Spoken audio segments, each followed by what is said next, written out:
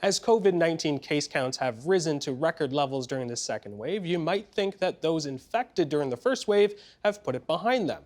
But that's far from true for everyone. Even some who experienced relatively mild cases have found themselves struggling for months with puzzling, sometimes debilitating long-term symptoms. With us now on those who have been dubbed long haulers in Indianapolis, Indiana, Dr. Natalie Lambert, Associate Research Professor at the Indiana University School of Medicine. In Ottawa, Ontario, Chandra Pasma, a long COVID patient, advocate, and parent. In the downtown core of the provincial capital at Toronto Western Hospital, Dr. Angela Chung, professor of medicine at the University of Toronto, senior scientist at the University Health Network, and co-lead of the CanCove study into the effects of COVID-19 on recovering patients. And finally, in North York, Dr. Iris Gorfinkel, a family physician and researcher at Prime Health Clinical Research. Welcome everyone to the show. Thank you. Thank you. So just over 5 months ago, Chandra, you and 51 other long haulers sent an open letter to Canada's chief public health officers asking for research and support in this field. So to help set up our discussion, here's a look at some of what was said. We've been trying for months to deal with symptoms that are often severe and scary, and that significantly affects quality of life. Some of us continue to visit the emergency department with heart issues, neurological issues, or shortness of breath months after the onset of symptoms. Some of us are formerly fit athletes who are still unable to walk around the block or upstairs due to stabbing chest pain and shortness of breath, months after initial illness. So Chandra, we'll start off with you. I think it's an appropriate question to ask. How are you feeling today? Today is a pretty good day. Yesterday I had quite a few symptoms again, but today I'm feeling much better. But I'm still nearly 9 months after getting sick, not still symptom free. So walk us through that. What was the recovery, the COVID recovery process been like for you and your family? So my whole family of 5 has been sick. That's my 7-year-old twins, my 10-year-old daughter, and my husband. And we all had slightly different patterns that are kind of reflective of the different experiences long haulers are having. My 7-year-old twins experienced the same symptoms for months. They had severe chest pain and coughing, in the case of my daughter, for 6 months before it finally cleared up. My older daughter and my husband, they seemed to have milder cases, but their symptoms kept coming back. So they would have 7 to 10 days where they would seem to be symptom free, and we would think they were recovered, and suddenly they would have symptoms back.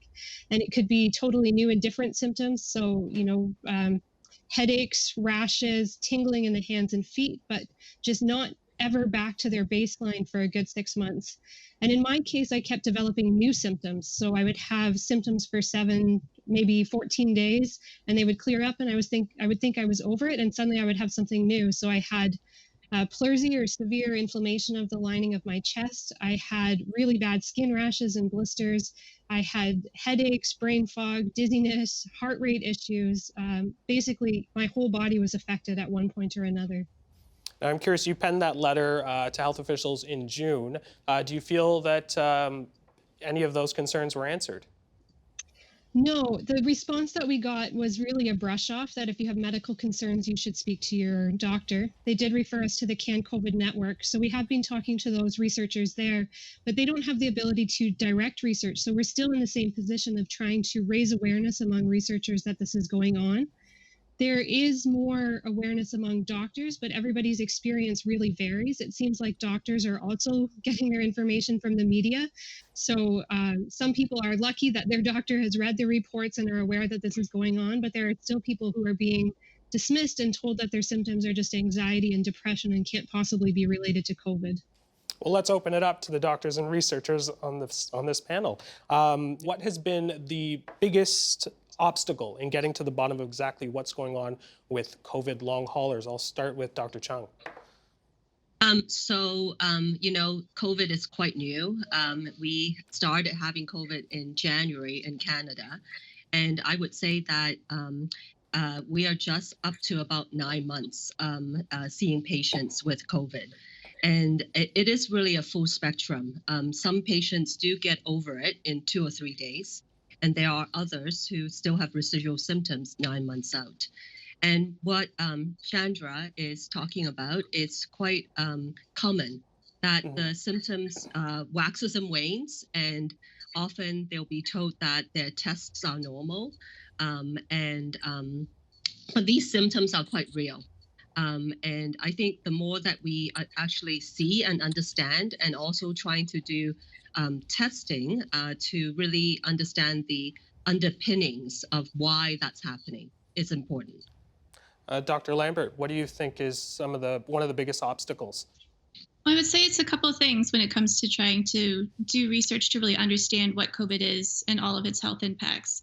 One of the first ones is that the majority of patients are not hospitalized.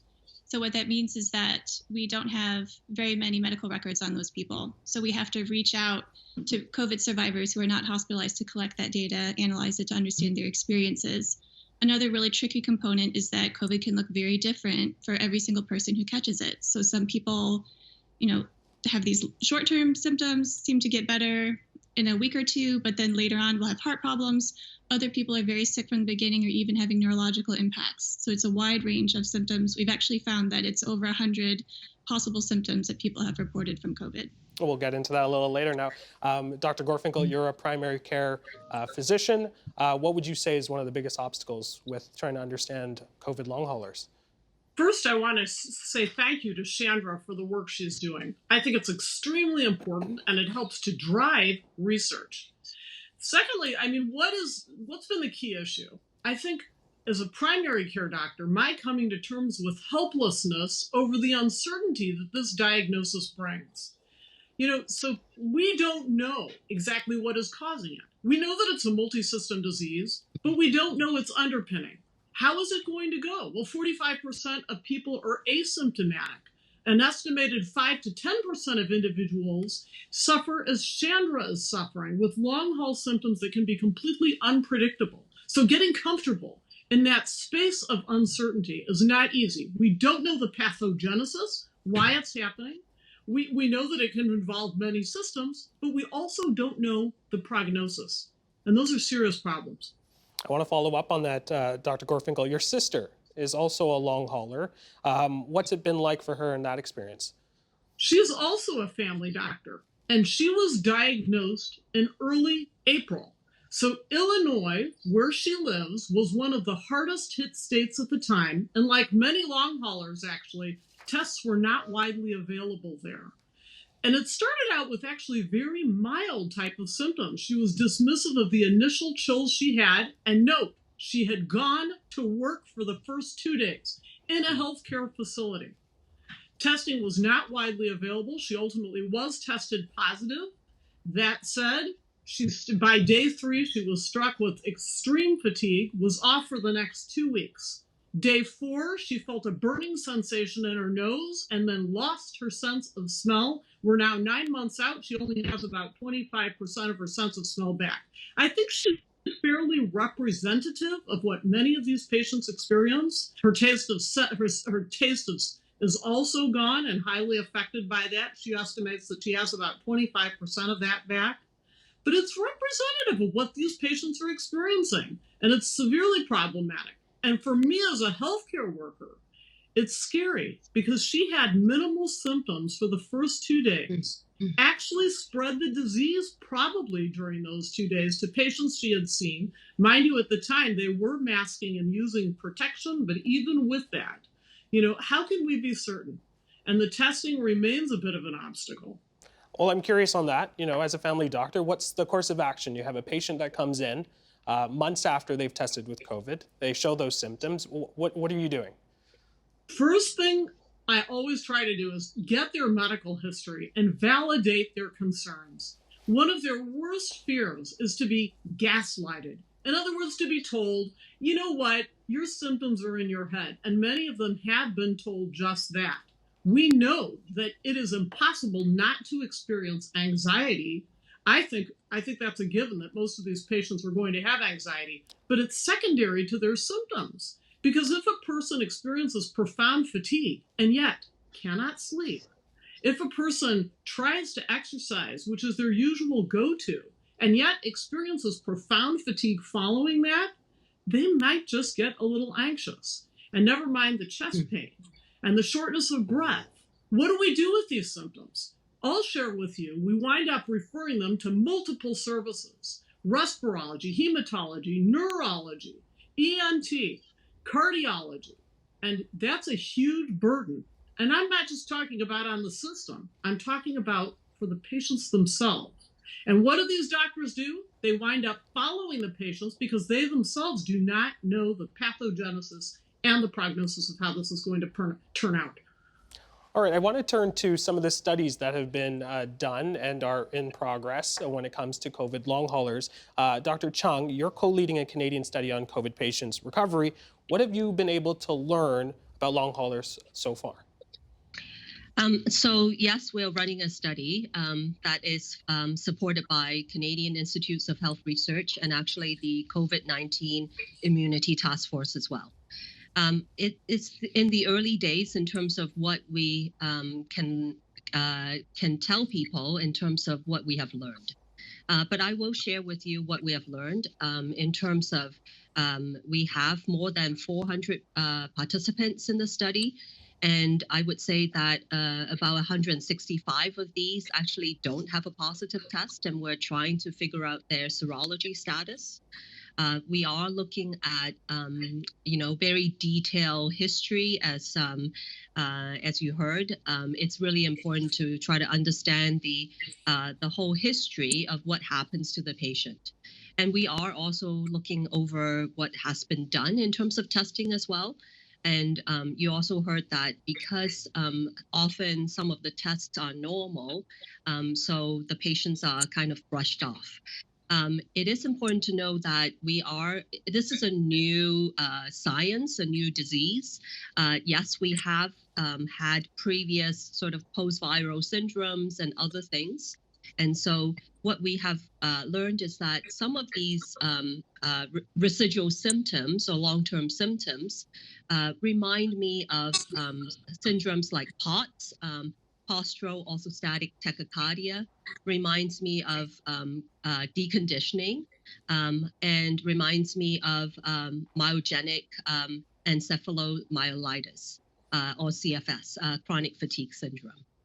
So it is a bit of a spectrum. And I like to use the analogy of because it's still new, and there are, yes, we're 9 months into this, but we are just beginning to learn and understand. And so I like to use the analogy of 10 blind men feeling an elephant. So one person will say, this is feeling the trunk, say, this is like a wall. Someone will be feeling the tail and say, it's like a rope. And someone can be feeling the trunk and it's different, may be different to the other person. So it's really important that we all come together and discuss it and learn from it as well, both patients and healthcare providers and researchers. And actually, over the last 2 days, there was a conference called the Long COVID Forum. It was coordinated by CIHR, the Canadian Institutes of Health Research, as well as the UK ICERIC and also GLOPID-R. And this forum was really bringing the various aspects, the researchers, the policymakers, the WHO, NIH, and other parties to the table to try to identify the gaps. And one of the gaps that was identified is actually studies looking at kids, like Chandra's kids, who have symptoms 6 months later. So it is still fairly early on. Very interesting. I want to actually talk to Dr. Lambert, a very different, less traditional research approach to COVID-19. Can you explain your approach?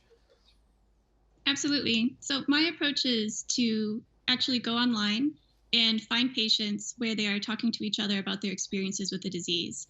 I was doing this with breast cancer, and when COVID hit, I went online, examined a lot of the patient narratives, and it was clear that what patients were reporting they were going through was very different from what you could see on official sources of information, even the CDC's website. So what I've started to do is I've collaborated with a nonprofit called Survivor Corps and have gone to their Facebook group and used the Facebook group of COVID survivors. Right now they have over 120,000 members in that group, and send out survey recruitments in that Facebook group. And I'm also collecting all of the posts and comments and using a technique called natural language processing to find common topics of conversation around different aspects of the disease. So my goal is to look at a very large scale what patients are talking about, what they've gone through with COVID, and to try to find some patterns or commonalities that could help inform medical therapies and future research on the disease. I'm curious, is there, it seems like there's abundant of information in terms of patients, COVID long haulers who are showing and sharing their symptoms. I guess is there still a stigma with people with COVID who probably don't want to share their symptoms and probably don't want to tell, the rest of the world that they do have COVID? Is that what you're finding at all, or absolutely not? There's actually quite a bit of stigma, and it can happen in a lot of different places. One of the most common places patients report it is actually in the workplace. So there are people who are, working in a variety of different industries, different types of careers, and they're afraid to let their employer know that they're having these long-term COVID symptoms, or that they're having brain fog and memory problems because they think that they could lose their job potentially. There's stigma sharing this information with friends or even family members who may not understand what the infectious period is of the disease, so they're afraid if someone is still having these symptoms long-term that they could still be contagious. So there's just a lot of stigma everywhere, and even just the idea that, that this is an unknown disease, and that to admit that you're having these long-term problems, that they're not fully recognized by everyone. So they're concerned about gaslighting from a lot of different areas in their life too. I want to dig a little deeper into some of your data. We have a chart that shows 10 of the 50 most common long hauler symptoms that your data helped identify. So at the top, we can see fatigue is the most common, with more than 1,500 people who are participating in your survey checking that off, followed by muscle or body aches, shortness of breath or difficulty breathing, and difficulty concentrating or focusing, inability to exercise or be active, headache, difficulty sleeping, followed, rounding out the bottom half there, anxiety, memory problems, and then at number 10, dizziness. Now, I'm surprised there's one that I'm not seeing that surprises me, but what surprised you most when you first saw all those symptoms? What surprised me the most was definitely all the symptoms that were indicators of neurological impacts. So this really goes against the narrative that COVID-19 is a flu. What we're seeing is that these long-term impacts, so things like people having trouble remembering how they used to do things, even things like how to operate a dishwasher. Sometimes it's so extreme that people can't remember how to hold a cup of coffee, is something that's been reported. So these neurological impacts, but also the fact that by having this open-ended research with patients, just asking about their experiences, we've identified a new symptom, which is inability to exercise. And COVID survivors find that to be very different from just fatigue. So some people do not have fatigue, but they still find that they can't exercise. So really, what's impressed me a lot is that when you talk to patients and you ask them what they've gone through, you learn a lot about a disease, particularly a new one like COVID. Chandra, similar to the Survivor Core group, there's a COVID Long Haulers Canada Facebook group that you've been active on. Tell me about what you've learned about being part of that community. Yeah, I'm actually part of a number of different COVID survivor forums, and they've been a very important source of information and moral support. So I have had a number of doctors who have run a lot of tests. No doctor has recommended any therapy or treatment for me, but I have learned things on those forums that I've tried that have helped. There's a lot of information shared about employment and income security, for instance, because we have a big gap in our social safety net in Canada for long haulers. So there's information being shared on that, which is really helpful. And then just the moral support, back in April, when I was still experiencing symptoms after 4 weeks and everybody said it was a 2-week disease, I thought I was going crazy and it was just my family who couldn't recover. And it was just an immense sense of relief to join one of these forums and discover that there were hundreds of thousands of people around the world in exactly the same boat as me. And we're still finding people now who got sick back in March or April who are joining these forums now because they just found out. And that's always the same immense sense of relief that they start out with, just saying, I finally realize I'm not alone. I'm curious, we were talking about gaslighting. Some patients have expressed they've felt their doctors have, dismissed their concerns as anxiety, depression. Is that something you experienced, and what were kind of those initial appointments when you were seeing your doctors like? So I called our doctor at 2 weeks and talked her through everybody's symptoms, and she agreed that we were probable COVID cases. But when I called her back at 6 weeks and said we were all still having those symptoms, she said they couldn't possibly be COVID anymore because COVID didn't last that long. So it was 3 months before I dared to call back again and say, we're still having these symptoms and now we need to escalate for more medical care. So that was, the initial hurdle that I faced in getting medical care. Since then, my doctors have been less dismissive, but they just don't know what to do. And when I raised the issue of some of the theories and possible causes of COVID symptoms with one of my doctors, he said, I'm a doctor, not a researcher. I'm not going to look into those. Dr. Gorfinkel, I'm curious to ask, I don't want to put you on the spot here, but as a primary care doctor, have you had patients that you probably thought, you may have dismissed in the past? I've been guilty of everything you can name, probably when it comes to dismissing patients at some point or another. And I love Chandra's story because I think not only is it representative, but it also points out in this realm of the unknown, when we walk in this area of somewhat of helplessness, the validation is extremely important. And the validation from the family doctor and from specialists who see the patient makes a tremendous difference. In many societies, you cannot call yourself a healer unless you yourself have suffered the problem. And therein lies the beauty of support groups. The fact that they're online and socially distanced is a wonderful thing. But what I find extremely concerning is that 1 in 5 Canadians has no access to a cell phone. They have no computer. So this is something that we cannot use for absolutely everybody. But I do appreciate the fact that this online support mechanism is in place. It makes a tremendous difference to those patients who are going through it. It not only validates the experience, but it can also give the voice of wisdom of a person who has been through that experience. Having said that, it is also potentially treacherous. And why do I use the word treacherous? Because how do you know that that person actually had the disease? That's a serious problem. How do you know that that person is giving medical advice that actually makes sense or does not? So it is not a substitute for getting good care and for understanding and objective testing. So the testing plays a role, follow-up plays a role, and also paying attention to the psychological aspects of this disease, which should not be ignored. I think a good approach to the long hauler is a biopsychosocial approach. In other words, address the biology 100% with the specialist referrals, but the psychological part is tremendous. One study suggests that up to 50% of patients experience anxiety. They can experience depression with it, and that has to be understood and treated, and not necessarily with a drug-based approach, but with counseling that helps them understand and navigate that space of potential helplessness that the long hauler symptoms can give. I want to follow up on that with Dr. Chung. Based on everything that you've been learning about long haulers, what advice would you have for primary care doctors? I totally agree with Dr. Gorfinkel that you need to validate, and I think that's the first thing. It's a learning process. We all are learning at the same time. And I think it is also very important for patients to be seen and participate in studies like ours, where they are donating a little bit of blood so that we can do more testing. And most of these are research tests, and they are not really available to your usual family physician.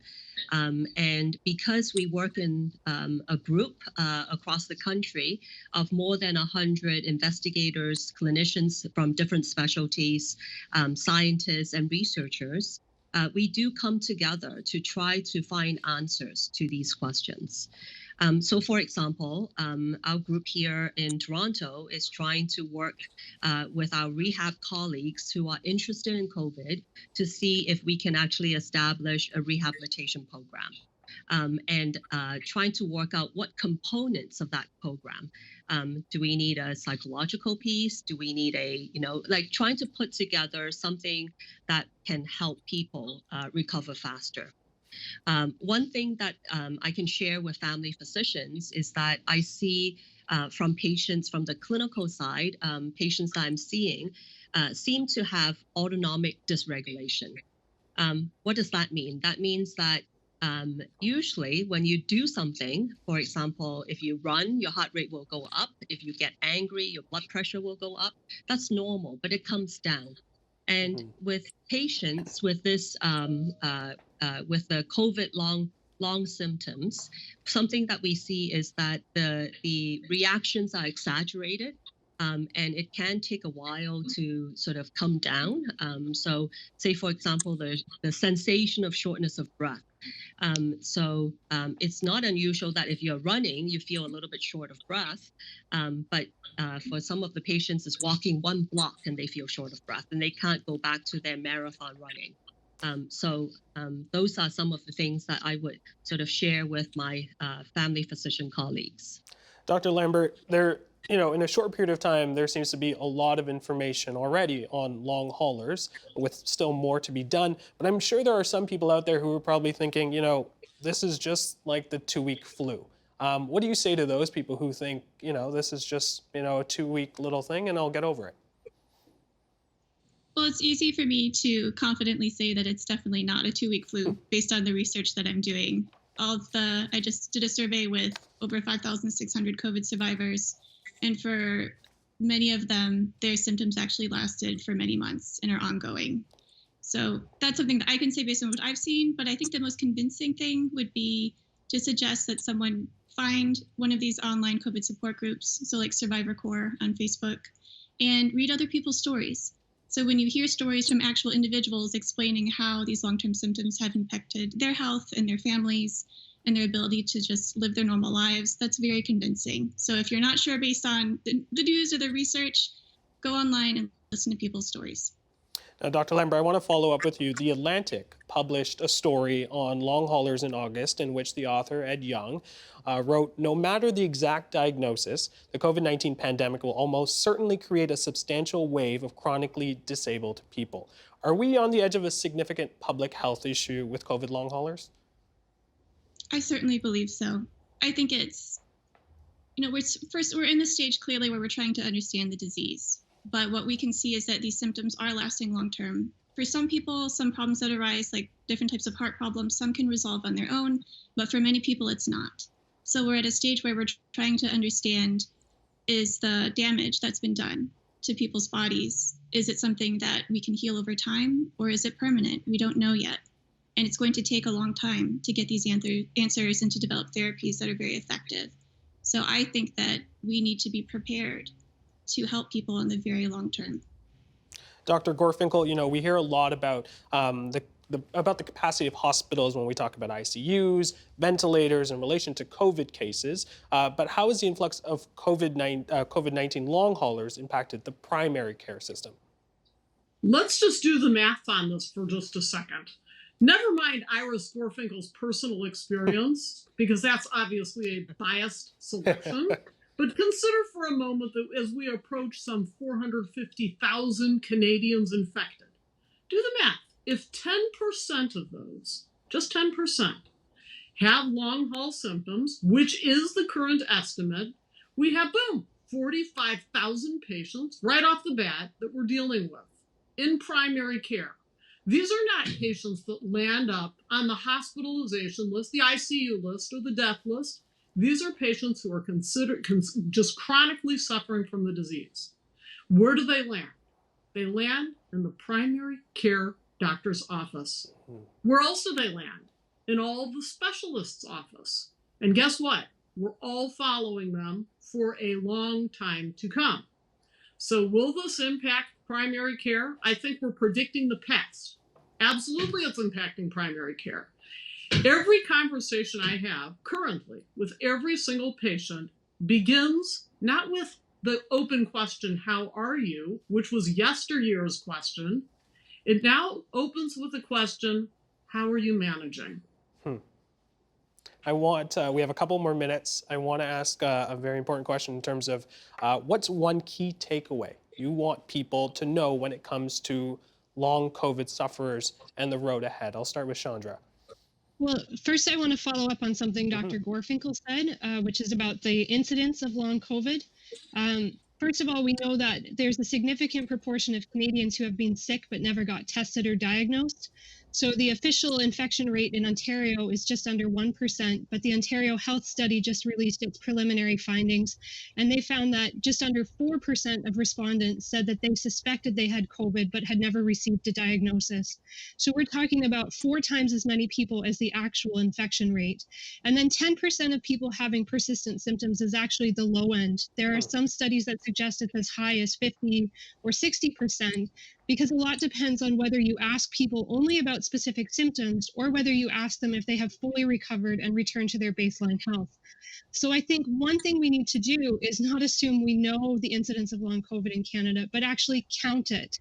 We need to start by surveying the population and finding out who has had COVID or COVID-like symptoms and who has had an experience of prolonged recovery. And we need to go back to the health records of people who were diagnosed early in the pandemic and actually ask them, have you returned to your baseline health? So I think that's the number one thing that I want to see. But number two is that we need to do a much better job of providing support for people who have experienced these ongoing symptoms, both on the front of research and medical care, but also income and employment supports, because there's a lot of people who haven't been able to return to work or haven't been able to return to work in the same way they were working before.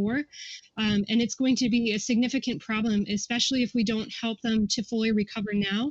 As Dr. Lambert said, we're facing the prospect of a significant number of people who are permanently disabled and who are therefore going to be on disability benefits for the rest of their lives if we don't step in and do something now. I think that's a perfect way to wrap it up. Unfortunately, that's all the time we have. I want to thank you all for joining us today and sharing your personal stories and your research with us. Of course, the story we will continue to follow. Thank you again for joining us tonight. Many Great. thanks. Thank you. Thank you. Thank you. The Agenda with Steve Paikin is brought to you by the Chartered Professional Accountants of Ontario. CPA Ontario is a regulator, an educator, a thought leader, and an advocate. We protect the public. We advance our profession. We guide our CPAs. We are CPA Ontario. And by viewers like you. Thank you.